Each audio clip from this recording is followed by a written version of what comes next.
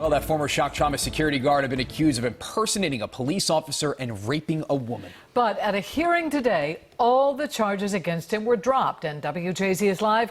Rachel Menitoff was inside the courtroom and explains what happened. Rachel? Denise and Rick, good evening. The state's attorney's office presented the case to the grand jury, which chose not to indict and to dismiss all 8 charges. 50-year-old Richard Barnes is currently being held in protective custody at the city jail downtown.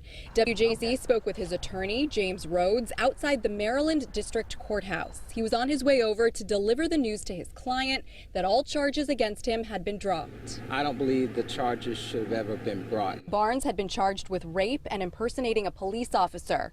According to the original charging documents, a 29-year-old woman alleged that on the night of June 1st, she had been sexually assaulted by a Lyft driver on her way over to a Charles Village pub.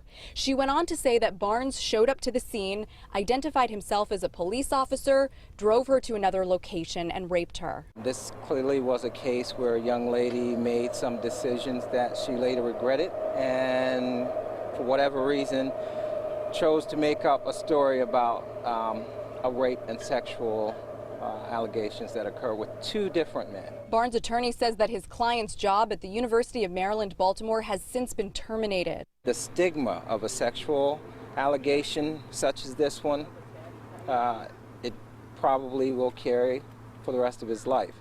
Whether he's able to get other employment from this, I'm not sure. Attorney Rhodes says he will be discussing pursuing charges against the woman at the center of these allegations.